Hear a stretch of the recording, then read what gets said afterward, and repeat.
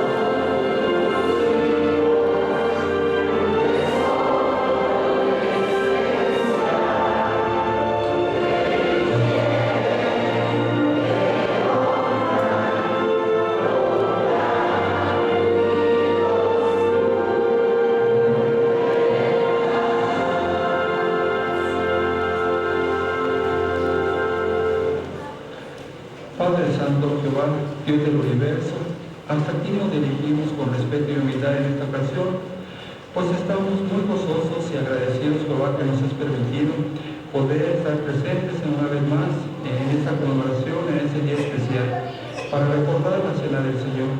Te rogamos, como siempre, Padre Santo, que con tu Espíritu Santo permita se lleve a cabo de la manera apropiada esta reunión por todas partes en la tierra, Padre Santo, y que también los presentes podamos entender y comprender el discurso que se va a presentar en esta ocasión, en donde vamos a aprender un poco más acerca de la importancia del sacrificio del Señor Cristo Jesús y cómo nos beneficia a todos nosotros para la salvación, Padre Santo.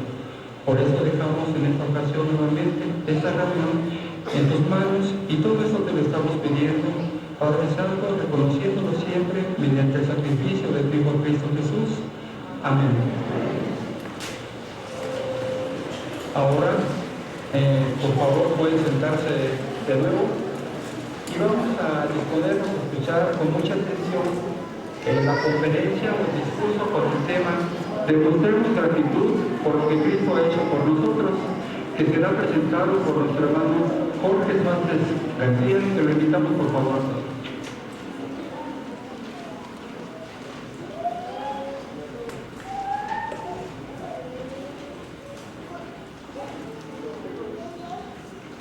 Imaginemos la siguiente escena.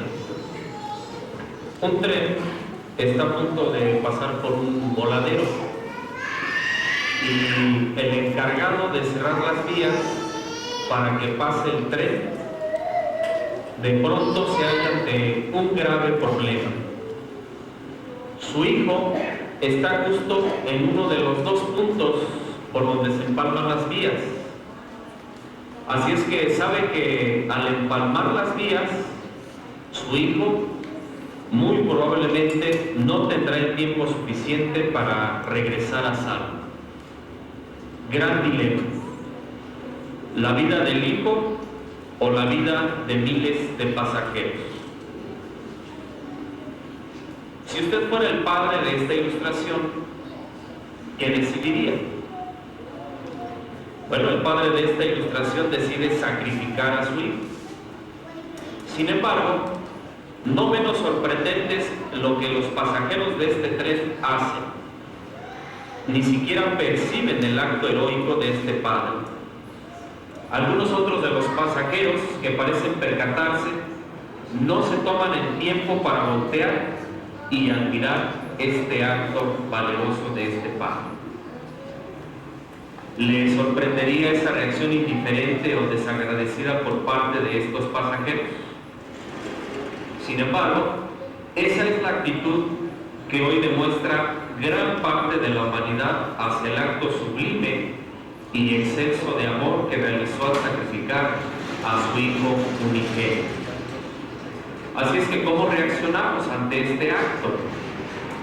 Parece ser que en esta ocasión tan especial, hermanos, y principalmente también amigos que nos acompañan, parece ser que estamos comenzando a voltear con agradecimiento al más excelso acto de amor que un padre haya realizado.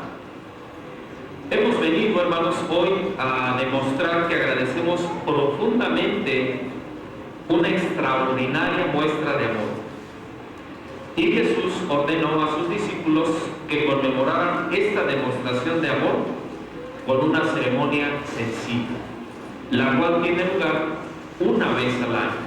Recordemos acerca de esta orden que dio Jesús ahí en el Evangelio de Lucas, capítulo 22, versículos 19 y 20, en donde se registran las siguientes palabras. También tomó un pan, dio gracias, lo partió y se lo dio a ellos diciendo: esto significa mi cuerpo que ha de ser dado a favor de ustedes. Sigan haciendo esto en memoria de mí. También la copa de la misma manera después que hubieron cenado, diciendo él: esta copa significa el nuevo pacto en virtud de mi sangre que ha de ser derramada a favor de ustedes.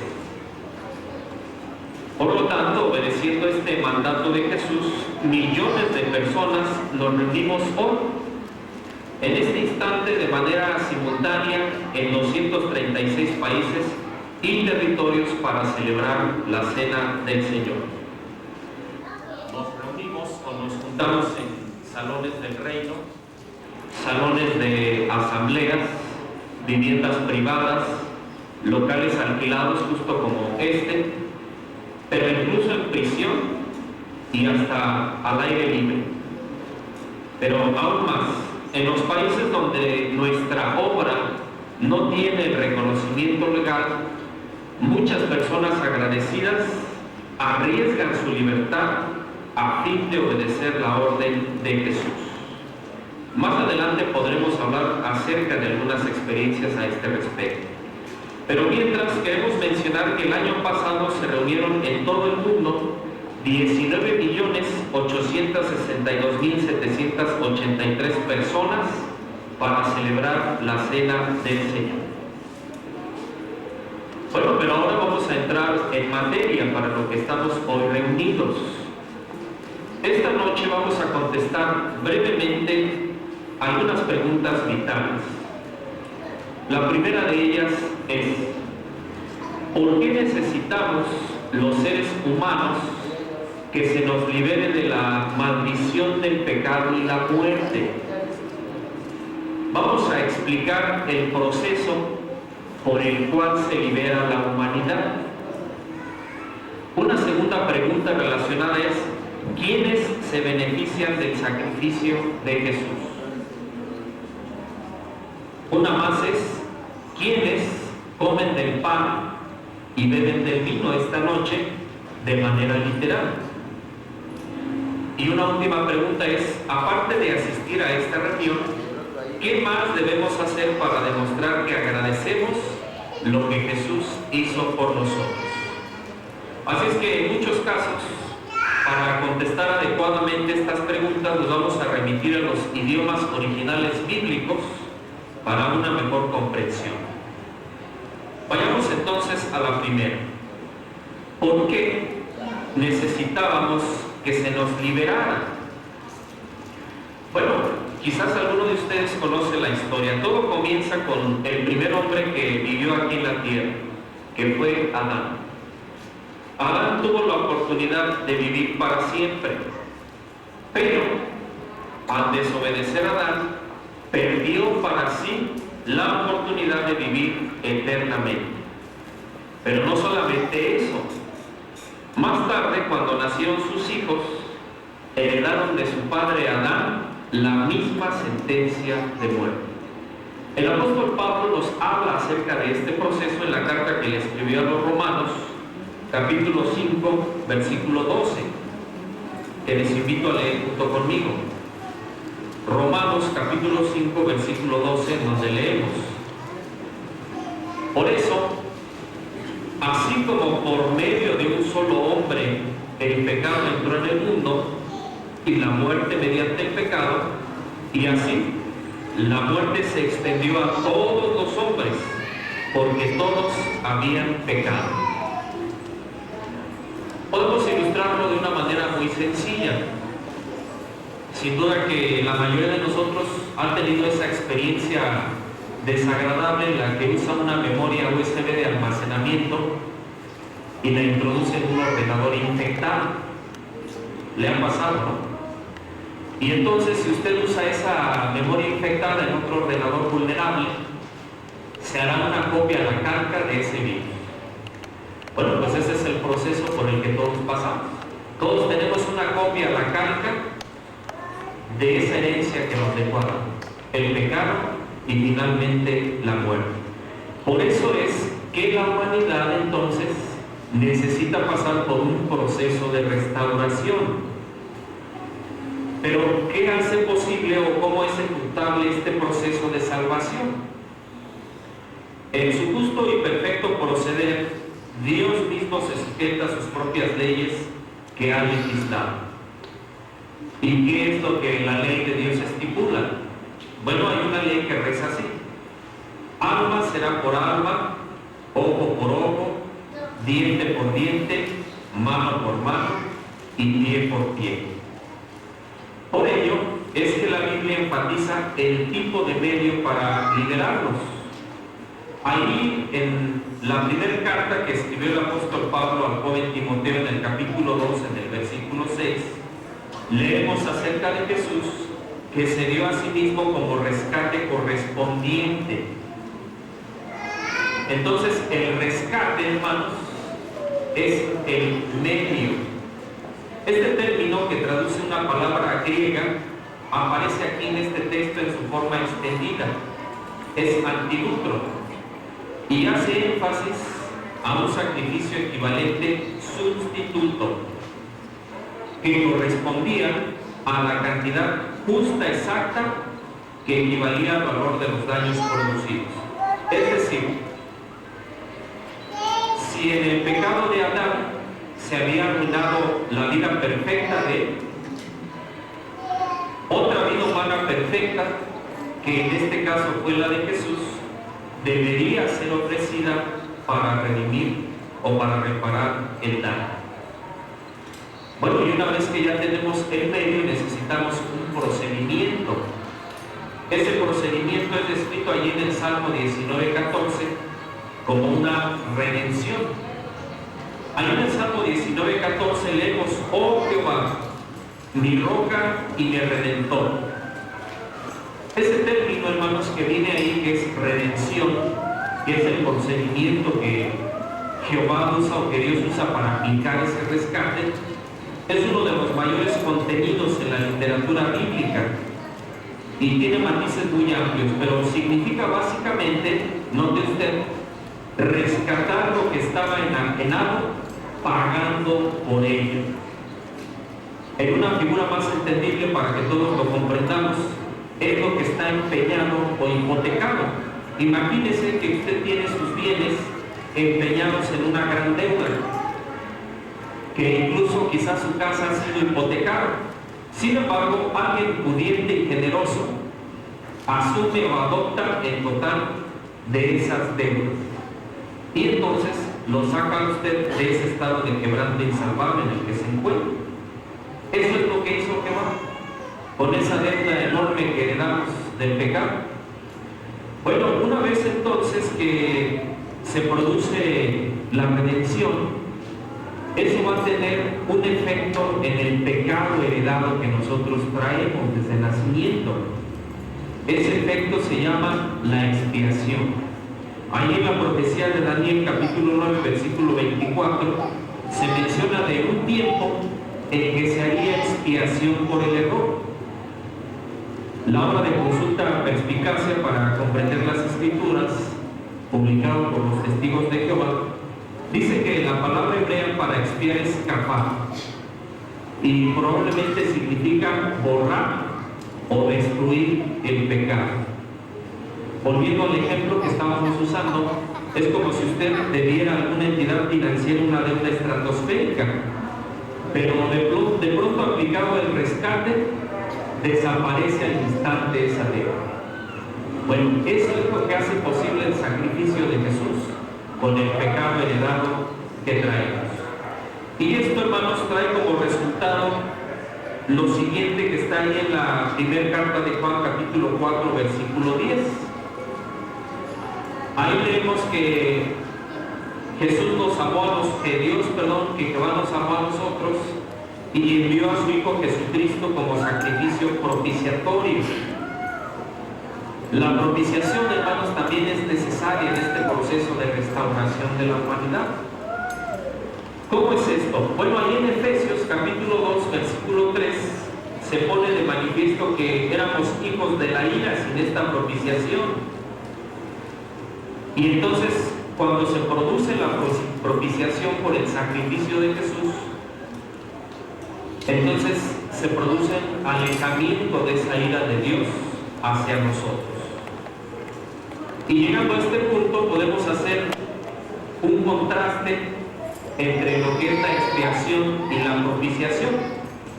La expiación está más enfocada a lo que sucede en nosotros cuando Jehová aplica el sacrificio y borra o destruye nuestros pecados.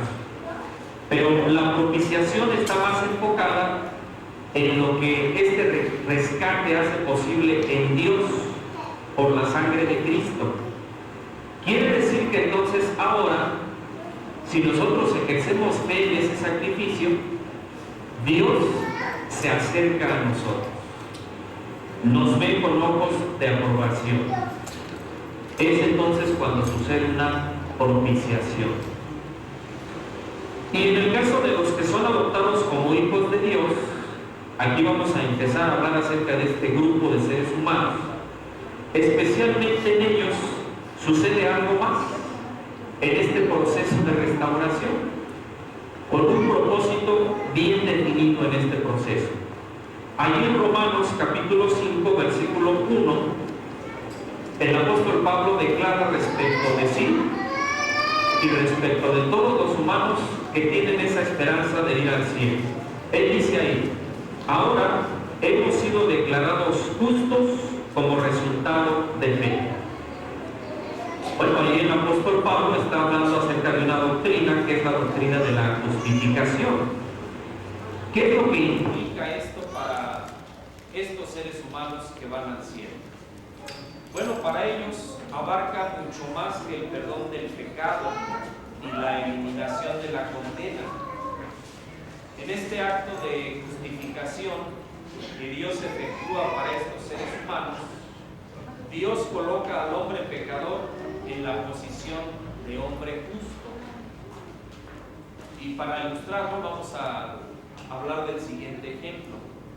En algunos países, por ejemplo, un gobernador de un estado puede conmutar la pena de un criminal, pero no lo puede devolver a su posición de uno que jamás ha quebrantado las leyes. Por decirlo claramente, aquí en México, por ejemplo, eso se conoce como que tal persona ha quedado marcada con antecedentes penales. Pero en el caso de los seres humanos que son elegidos para ir al cielo, Dios puede hacer algo más en ellos. Es decir, borra los pecados de ellos y las ofensas, pero luego trata a tales personas como si nunca hubiera cometido un pecado en su vida. Bueno, todo este proceso, hermanos, que hemos descrito desde el rescate hasta la justificación, tiene un sello legal.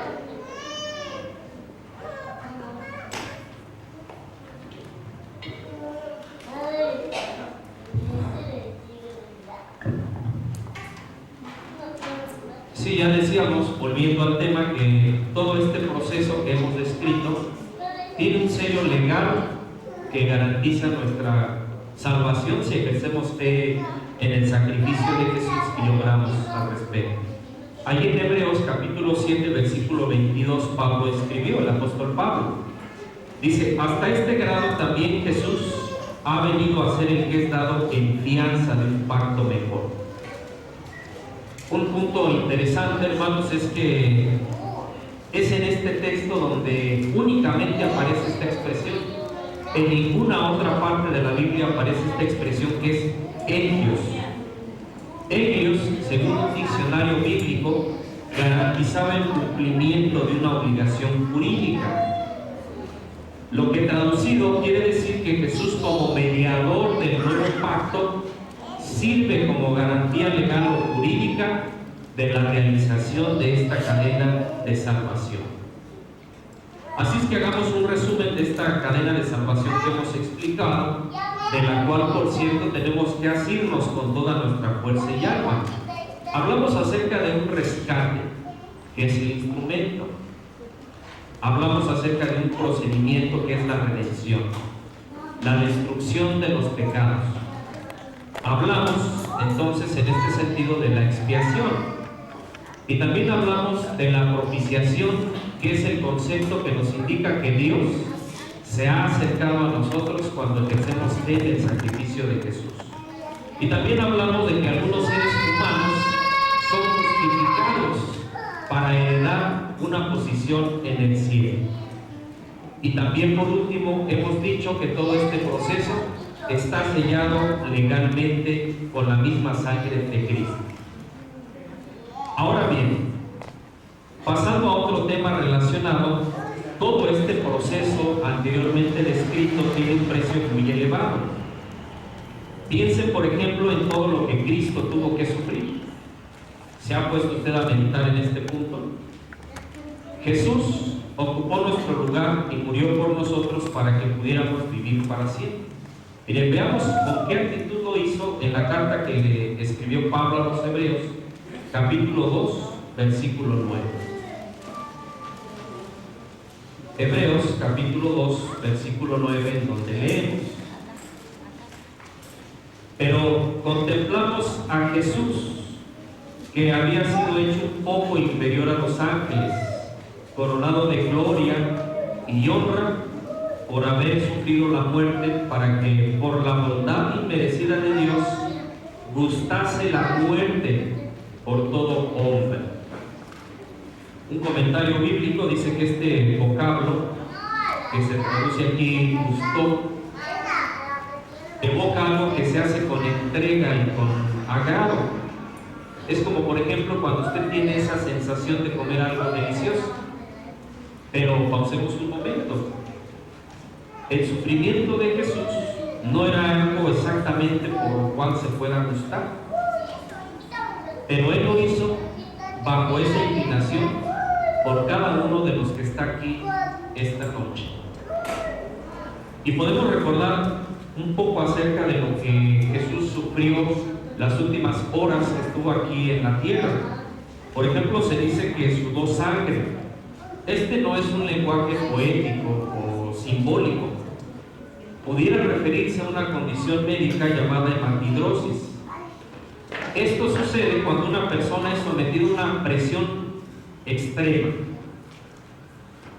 Y entonces lo que sucede es que provoca la secreción de químicos que rompen los vasos capilares en las glándulas sudoríficas. ¿Cuál es el resultado? Pues que entonces en el sudor se filtran pequeñas cantidades de sangre, porque el relato dice que Jesús sudó sangre esa noche. Así es que puede usted imaginar la tensión que sentía en ese momento. ¿Y qué de la flagelación que sufrió Jesús? Bueno, las flagelaciones romanas eran conocidas por ser terriblemente brutales, con unos látigos que terminaban en tiras pero llenos de huesitos filosos. Los historiadores han comentado lo siguiente: la espalda de quienes sufrían este tipo de castigo quedaba tan desgarrada que la espina dorsal a veces quedaba expuesta debido a los cortes tan profundos. Las venas de las víctimas quedaban al descubierto y los mismos músculos, tendones y las entrañas quedaban abiertos y expuestos. Y ya cuando Jesús es clavado en el madero de tormento, los expertos saben hoy que los clavos que los romanos usaban atravesaban el nervio mediano. Y para que podamos comprender qué dolor producía este procedimiento, ustedes se han golpeado en esta parte del cuerpo. Por aquí cruza un nervio que es el nervio cubital. Pero ahora imagínese usted que toma unas pinzas y empieza a triturar ese nervio hasta romper. Imagínese el dolor tan profundo. Bueno, eso es lo que sintió Jesús, pero en sus pies y en sus manos. ¿Qué le parece? ¿No nos conmueve saber que Jesús estuvo dispuesto a ocupar nuestro lugar? Porque ese sufrimiento nos tocaba a nosotros, a sufrir y morir por nosotros para que pudiéramos obtener la vida eterna. Pasando a la siguiente pregunta: ¿quiénes se benefician del sacrificio de Jesús? La Biblia señala que los seres humanos fieles pueden tener dos esperanzas diferentes. Un número limitado de fieles tendrá vida eterna en el cielo, pero la gran mayoría de ellos vivirá para siempre en la tierra convertida en un paraíso, tal como quería Dios que fuera cuando hizo a los primeros seres humanos. Así es que cada uno de nosotros puede decidir si va a formar parte de la familia de siervos de Dios o no. Pero lo que no podemos elegir es dónde serviremos, si en el cielo o en la tierra. Y entonces ahora surge una pregunta: ¿cómo es que unos cuantos van al cielo? Bueno, ustedes acaban de estudiar en el análisis de la atalaya de la semana que pasó que hay que nacer de nuevo. Esto tampoco lo podemos decidir nosotros, nacer otra vez, sino únicamente le corresponde a Dios. Pero, ¿cómo es eso? Esta noche no somos los únicos que nos hemos encontrado ante esta sorprendente y extraña perspectiva. Imagínense la escena. Vamos a transportarnos allá en Jerusalén una tranquila noche, muy probablemente de la primavera del año 30 de la era común. Un maestro de la ley llamado Nicodemo, este era discípulo de Jesús en secreto, acude a él para tener una charla. Durante esos meses allá en Jerusalén se presenta un fenómeno denominado Hamsim, que son unos vientos procedentes del desierto muy calurosos y secos. Esa es la circunstancia que rodea esta escena. Y es probable que esta situación haya sido aprovechada por Jesús para transmitir a este versado maestro de la ley llamado Nicodemo una enseñanza trascendental que nos ilumina sobre cómo un grupo de humanos servirán en un plano no físico como seres espirituales. Recordemos este pasaje en el Evangelio de Juan, capítulo 3, versículos 2 al 4. Juan, capítulo 3, versículos 2 al 4. Ahí leemos acerca de esta circunstancia. Dice, es decir, Nicodemo, vino a él de noche y le dijo: Rabí, sabemos que tú como maestro has venido de Dios, porque nadie puede ejecutar estas cosas, estas señales que tú ejecutas, a menos que Dios esté con él. En respuesta, Jesús le dijo: muy verdaderamente te digo, a menos que uno nazca de nuevo, no puede ver el reino de Dios. Nicodemo le dijo: ¿cómo puede nacer el hombre cuando es viejo? No puede entrar en la matriz de su madre por segunda vez sin nacer, ¿verdad? Nicodemo entiende el sentido carnal, porque evidentemente no había conocido más que el nacimiento que proviene de Adán y Eva, que es del nacimiento que provenimos de todos nosotros, pero no conocía el nacimiento que proviene de Dios y del Espíritu. Y entonces Jesús le sigue diciendo lo siguiente en los versículos 5 y 8. Jesús contestó: muy verdaderamente te digo, a menos que uno nazca del agua y del Espíritu, no puede entrar en el reino de Dios. Y en el 8 agregó: el viento sopla donde quiere y oye su sonido, pero no sabes de dónde viene ni a dónde va. Así es todo el que ha nacido del Espíritu. Es como si Jesús le dijera: puede que no entiendas cómo y por qué sopla el viento, pero puedes sentir sus efectos, porque están a la vista.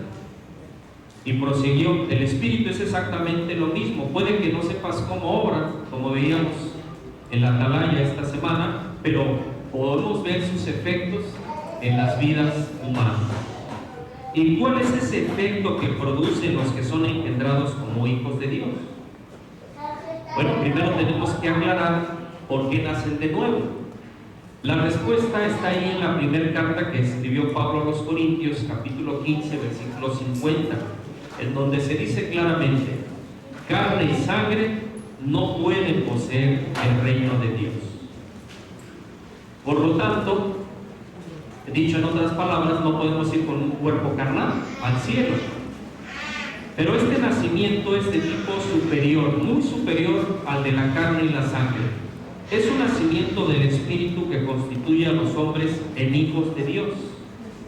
Nacen de Dios. Y entonces cuando mueren, dejan ese cuerpo carnal y se van como un espíritu al cielo. Incluso se consideran como una nueva creación. Y es necesario este proceso para que puedan ir al cielo.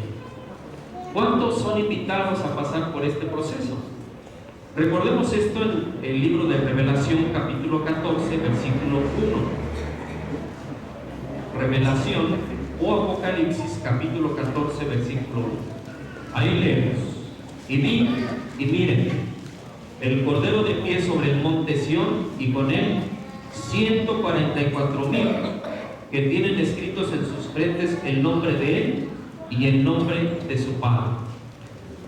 A este grupo de seres humanos, el Espíritu de Dios les da la plena seguridad de que tienen la esperanza de vivir en el cielo. ¿Cómo lo saben? Bueno, es tan sencillo como que en este auditorio hay hombres y mujeres, y cada uno sabe lo que es ser mujer y lo que es ser hombre, porque lo son. ¿No es así?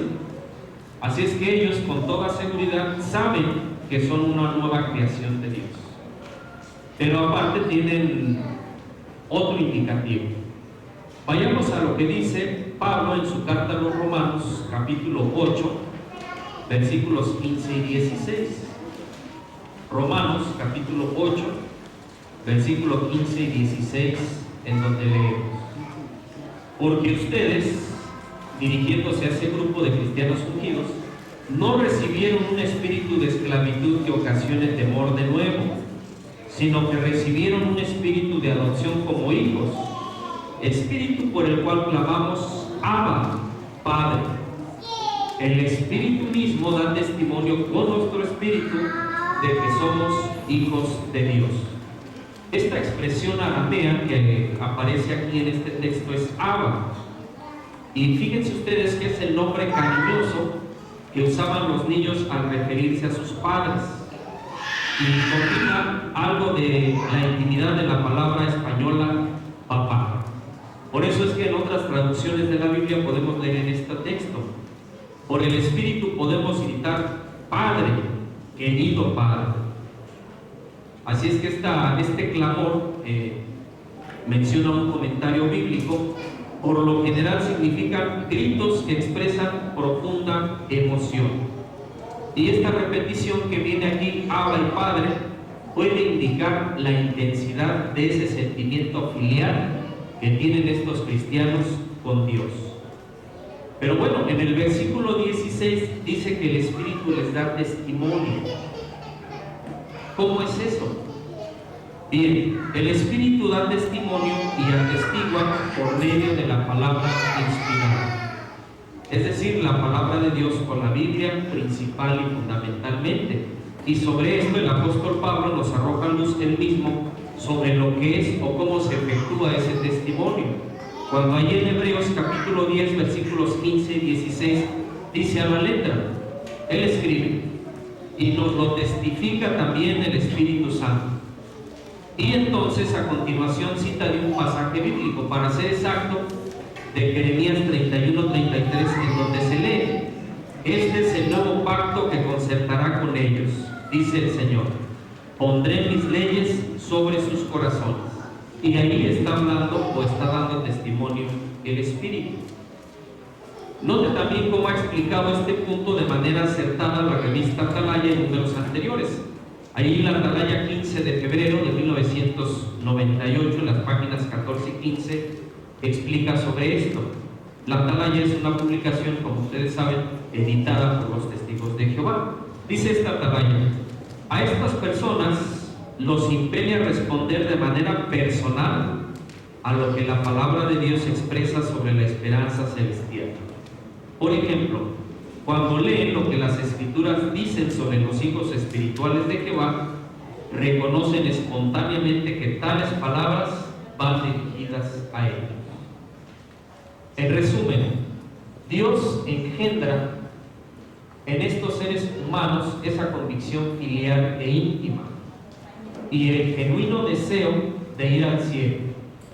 Y después esa inclinación o espíritu de ellos es confirmado o alimentado por el Espíritu de Dios a través de su misma palabra, la Biblia.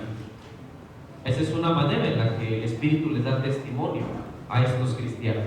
Bueno, estos cristianos son los que hoy comen del pan y del vino de manera literal. Pero la inmensa mayoría de los que asisten a la cena del Señor no esperan vivir en el cielo.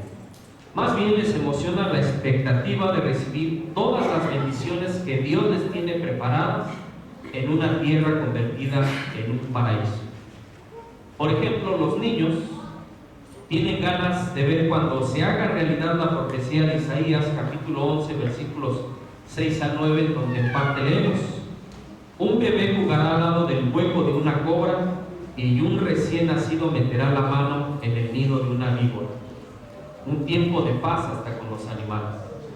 Los enfermos, por ejemplo, anhelan que se cumplan las palabras de Isaías capítulo 35 versículos 5 y 6, en donde leemos: entonces los ciegos verán y los sordos oirán, los cojos saltarán como venados y los mudos cantarán de alegría.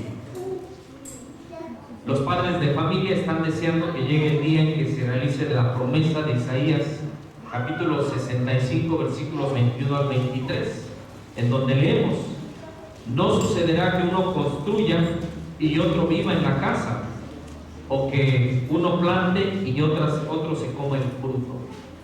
Mi pueblo tendrá una vida larga como la de un árbol. Mis elegidos disfrutarán del trabajo de sus manos. Nos imaginamos en ese nuevo mundo. Dios quiere que usted esté allí, en ese nuevo mundo. Ahora bien, ¿quiénes deben comer del pan y beber del vino? Ya lo mencionamos de hecho, pero vamos a hablar un poco más. Los que esperan vivir en la tierra no comen del pan ni beben del vino esta noche, literalmente. ¿Por qué no? Porque Jesús instituyó la conmemoración de su muerte con aquellos con quienes había hecho un pacto para el reino celestial, que ya dijimos, número se limita a 144,000 personas. Entonces atemos algunos cabos. Ya explicamos hace unos momentos que un grupo de humanos son declarados justos, sin antecedentes, y que entonces son engendrados como hijos de Dios para ir al cielo. ¿Pero por qué? ¿O para qué? Cuando Dios estableció al Israel natural, a la nación de Israel en nación, les mencionó a ellos que los constituirían en una nación de reyes y sacerdotes para reinar con Dios en el cielo, y que a través de ellos todas las naciones se bendecirían. Hizo un pacto con ellos, por decirlo así, pero sí le obedecían sin reservas. Desafortunadamente esta nación literal desobedeció a Dios, y en realidad Israel nunca llegó a ser una nación en la cual todos fueran reyes y sacerdotes, y algunos de ellos hoy todavía están esperando a Cristo. Pero entonces esta nación tendría que ser sustituida, porque el propósito de Dios nunca cambia. Así es que Dios hizo un nuevo pacto en donde se introduciría a un nuevo Israel, pero ya no literal, sino simbólico. Este Israel estaría formado por gente de muchas nacionalidades y entraría en vigor mediante la sangre derramada de Jesús. Imagínese lo que eso significa, porque Dios podría perdonar completamente los pecados humanos devotos de la familia de Adán. Dios podría considerarlos como personas sin pecado, engendrarlos como hijos espirituales y entonces ungirlos con Espíritu Santo para ir al cielo. Sí, seres espirituales que gobiernan con Cristo y abogan por nosotros, porque al haber sido humanos imperfectos, pueden comprender a perfección el dolor de la muerte y la enfermedad y el efecto del pecado. Este es exactamente el maravilloso propósito bien definido por el que Dios lleva a 144,000 humanos de entre la humanidad para reinar con Cristo en el cielo. Esta noche, ellos, reiteramos, deben comer del pan y beber del vino. Únicamente ellos, las pocas personas que quedan de este grupo y que reinarán con Cristo en el cielo, porque la mayoría de ellos ha heredado su condición espiritual. Esta cena del Señor, que a continuación vamos a llevar a cabo, a recordar, se celebrará mientras haya en la tierra este tipo de cristianos ungidos, que tengan esta esperanza de ir al cielo. Vamos a ver cómo lo explica el apóstol Pablo en la carta que le escribió a los Corintios, su primera carta, capítulo 11, versículo 26. Ahí leemos lo siguiente: porque cuantas veces coman este pan y beban esta copa, siguen proclamando la muerte del Señor hasta que Él llegue. Así es que hoy vamos a conmemorar la muerte de Cristo. Esta noche vamos a celebrar la cena del Señor tal como Jesús nos enseñó que debemos hacerlo. Vamos a leer y a explicar brevemente lo que hizo Jesús aquella noche con el pan en la primera carta de Pablo a los Corintios, capítulo 11, versículos 23 y 24. Ahí leemos: porque yo recibí del Señor lo que también les transmití, que el Señor Jesús, la noche en que iba a ser entregado, tomó un pan y, después de dar gracias, lo partió y dijo: esto significa mi cuerpo a favor de ustedes. Sigan haciendo esto en memoria de mí. Acto seguido, Jesús hizo una oración y luego pasó el pan. Así es que en esta noche, hermanos, vamos a hacer lo mismo. Jesús distribuyó el pan entre sus 11 apóstoles fieles. Este pan sin levadura que ustedes ven aquí, este flema, representa el cuerpo sin pecado de Jesús. Por lo tanto, vamos a pedirle a nuestro hermano Jaime Facio que por favor efectúe esta oración. Jehová bendito y nuestro Padre celestial, acudimos a ti en oración para darte gracias por la dádiva gratuita que tu Hijo amado constituyó para nosotros, el perdón de nuestros pecados, y a la vez tú mismo diste haciendo anualmente. Bendice los alimentos que tenemos enfrente. Es el pan que vamos a dar a los hermanos, y que te complazcan, Señor, en esta dádiva gratuita, para que todos juntos le demos alabanza y lo pedí y andemos en ello, en el perdón que tenemos de pecado. Te lo pedimos, Jehová, en el nombre y méritos del Hijo de tu amor, Cristo Jesús. Amén.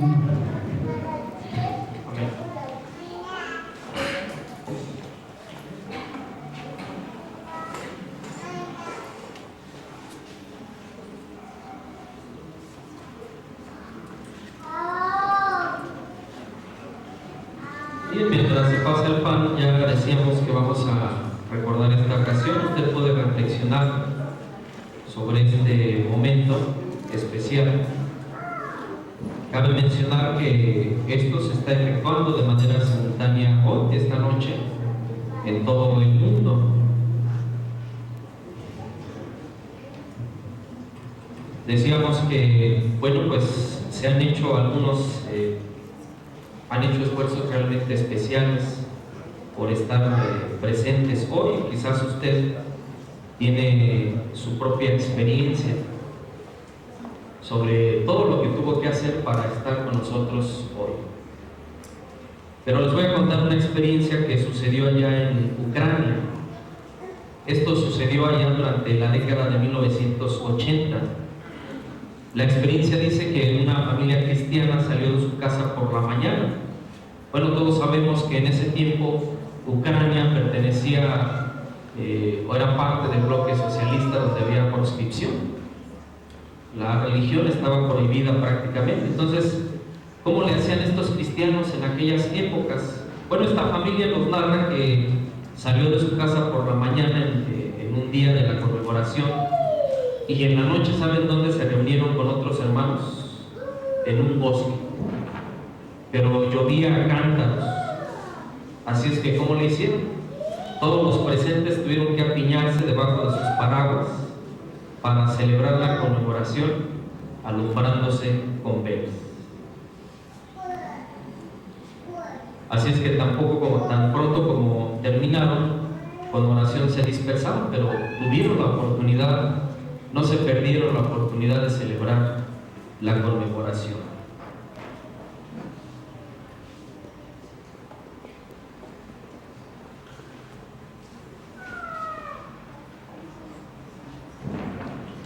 Por ejemplo, los desastres naturales pues tampoco han impedido que los cristianos celebren la conmemoración.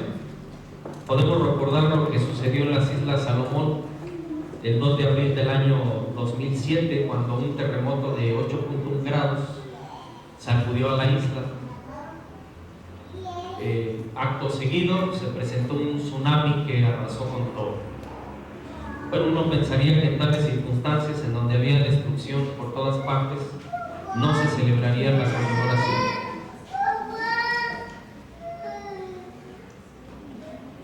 Pero aquella noche, 22 personas se reunieron en un salón del reino de los testigos de Jehová para conmemorar la muerte de Jesús.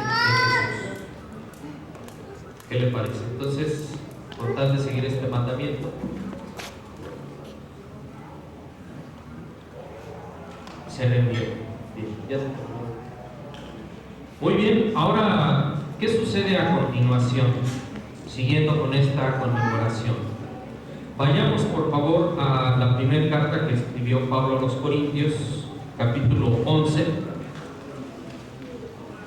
Pero ahora nos ubicamos en el versículo 25. Primera carta de Pablo a los Corintios 11:25, en donde leemos: ¿qué hizo Jesús? Hizo lo mismo respecto a la copa también, después de haber cenado, al decir: esta copa significa el pacto en virtud de mi sangre. Sigan haciendo esto cuantas veces la beban en memoria de mí. Por lo tanto, Jesús igualmente hizo una oración y luego le ofreció vino a sus apóstoles. El vino que nosotros vemos aquí como emblema representa su valiosísima sangre del pacto de la cual le hemos hablado, el nuevo pacto, que ha de ser derramada a favor de muchos para perdón de pecados. Así es que vamos a hacer lo mismo. Vamos a pedirle al hermano Jesús García que por favor nos represente en oración y se pasará el vino. Bendito Padre Jehová Dios, el Rey del Universo, hasta tu santo nombre nos dirigimos en esta noche. Queremos darte las gracias por la oportunidad que nos has permitido de recordar el sacrificio de tu Hijo amado. Pues te damos gracias por tu amor, tu bondad, porque permitiste que Él viniera a la tierra y nos uniera a favor de la humanidad. También nos sentimos agradecidos con tu Hijo porque ese rasgo de amor que mostró al morir sacrificado y dar tu sangre a favor de la humanidad, pues nos trae grandes beneficios, Jehová. Por ejemplo, nos reconcilió contigo, nos permite disfrutar de mejor vida en el futuro y principalmente tener una relación hermosa contigo, Jehová. Gracias por ello y también te agradecemos mucho el hermoso privilegio que nos das de ser siervos tuyos y llevar buenas nuevas mediante la predicación a otras personas. Sabemos que la predicación es importante porque por medio de ello nos das la oportunidad de conocerte y poder alcanzar la vida de Jehová.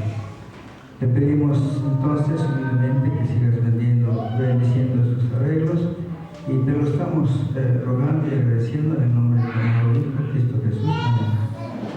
Amén.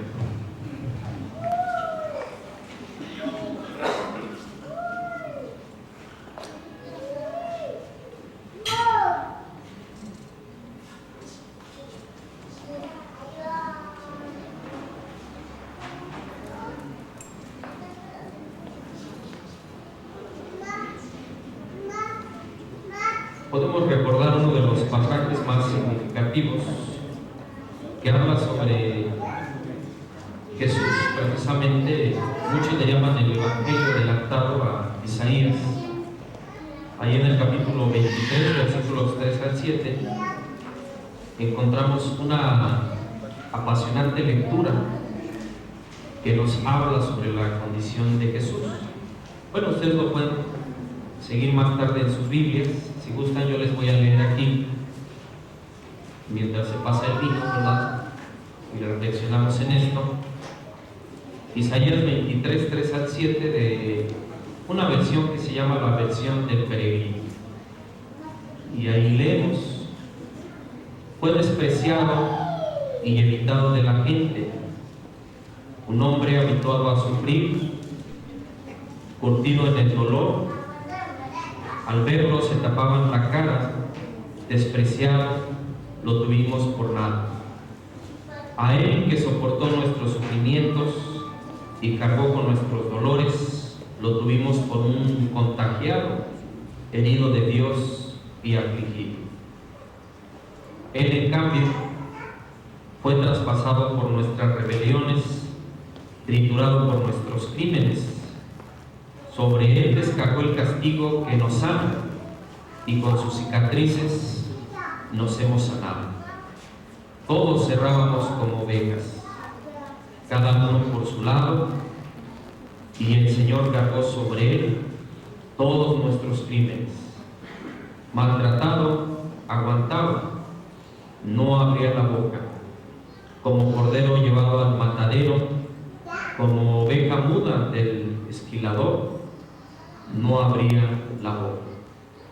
Bueno, es un pasaje que describe precisamente toda esta situación por la que pasó Jesús, y que lo hizo, como ya decíamos, gustosamente por cada uno de los que estamos aquí esta noche, y que ahora tenemos la posibilidad de reconciliarnos con Dios, de vivir eternamente y de ser bendecidos por un arreglo que también ya explicamos, en el cual una parte de la humanidad estará ya, ¿verdad?, abogando por nosotros, bendiciéndonos y limpiándonos de la enfermedad hasta elevarnos a la perfección.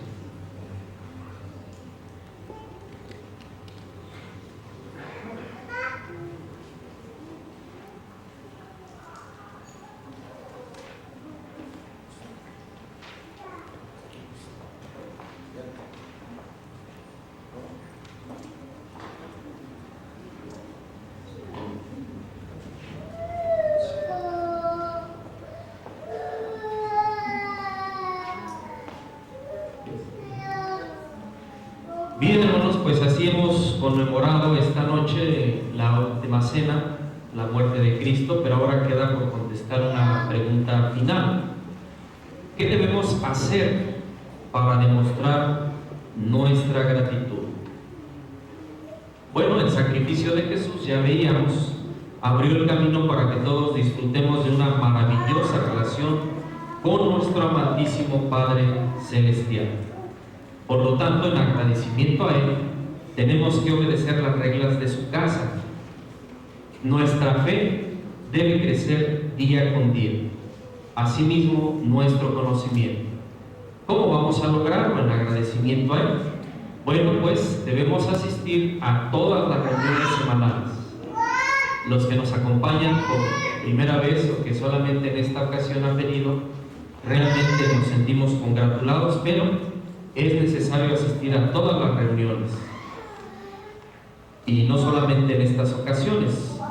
Así es que, ¿cuánto nos ha animado a repasar todo lo que ha hecho Jesús por nosotros? Así es que durante estos días y semanas venideros, no dejemos de reflexionar con gratitud en el sacrificio de Cristo. Vayamos a unas reflexiones finales, por favor, ahí en Romanos, capítulo 5, versículo 8. En donde leemos Romanos 5:8, dice así: por consiguiente, Romanos 5:8, pero Dios recomienda su propio amor a nosotros en que, mientras todavía éramos pecadores, Cristo murió por nosotros. Así es que un Padre muy generoso, para concluir, y amoroso, nos heredó una gran fortuna. Porque antes de que usted y yo naciéramos, incluso antes de que fuéramos concebidos en la matriz de nuestra madre, mucho antes de que siquiera existieran nuestros progenitores, puso a nuestra disposición esta gran herencia, sin siquiera pensar en cómo seríamos, si seríamos los mejores hijos, o más aún, sin siquiera saber cuán grande sería nuestro amor para con Él. Por ello es que este Padre nos amó primero, y la gran fortuna que nos heredó es su Hijo primogénito. la única creación hecha directamente por Él. Respecto a quién es este Padre y cómo nos amó, leamos este texto, concluimos con este texto final, que es la primera carta del apóstol Juan, capítulo 4, versículos 9, 10 y finalmente el 19. Primera de Juan 4, 9 y 10, que dice: por esto, el amor de Dios fue manifestado en nuestro caso, porque Dios envió a su Hijo unigénito al mundo para que nosotros consiguiéramos la vida mediante Él. El amor consiste en esto, no en que nosotros hayamos amado a Dios, sino en que Él nos amó a nosotros y envió a su Hijo como sacrificio propiciatorio por nuestros pecados. El 19 concluye: en cuanto a nosotros amamos, porque Él nos amó primero.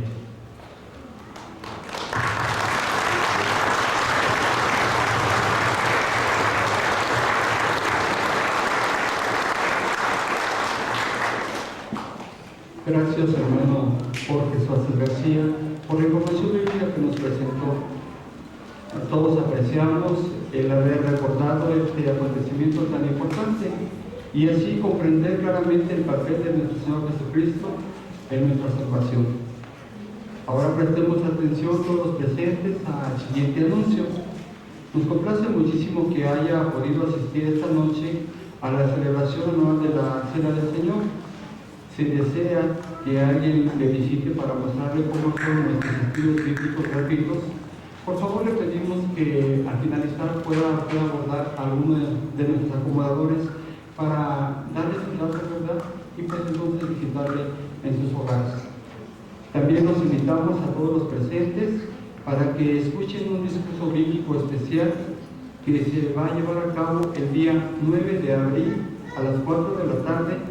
Y este lo vamos a tener en nuestro salón de los testigos de Jehová, ubicado en la calle Insurgentes número 20, esquina con calle Insurgentes, Zaragoza, en la colonia Ejidos de Santa María, Zaguapan.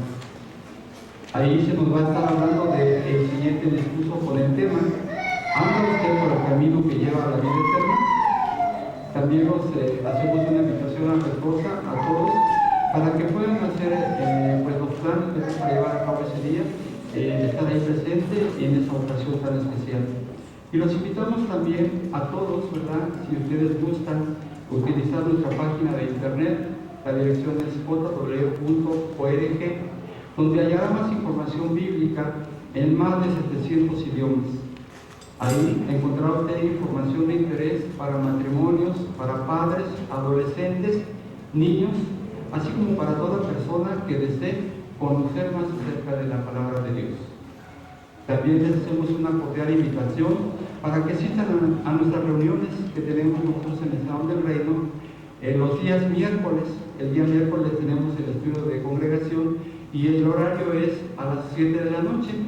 El día sábado tenemos nuestra reunión pública y el estudio de la atalaya a las 4 de la tarde. Estas las llevamos a cabo en el Salón del Reino, ubicado en la calle de Insurgentes 20. Finalmente, a los 193 presentes y asistentes en esta ocasión, les invitamos nuevamente a los que puedan hacerlo a ponerse de pie para entonar una bellísima canción con el tema Gracias por el rescate, y es la número 149 y tiene el texto base de Lucas 22:20. Y al finalizar de cantar esta canción, vamos a escuchar con respeto la oración final y vamos a invitar por favor a nuestro hermano Jorge Suárez García para que nos haga la oración final, por favor. ¿Nos puede poner, por favor, el cántico 149?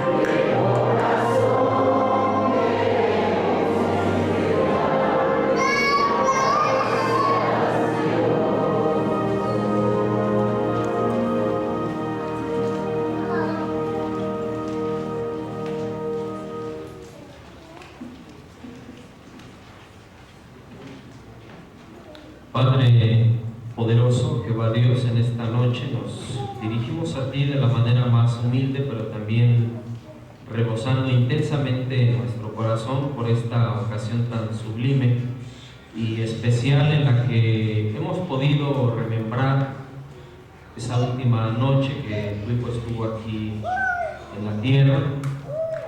Desde luego pedimos por favor que tu propósito se siga cumpliendo aquí en la tierra, que tus hijos que aún están entre nosotros puedan permanecer firmes para que tu soberanía resulte desde luego limpiada a través de todo este sacrificio que Jesús hizo por nosotros, pero también para limpiar tu santo nombre, Padre.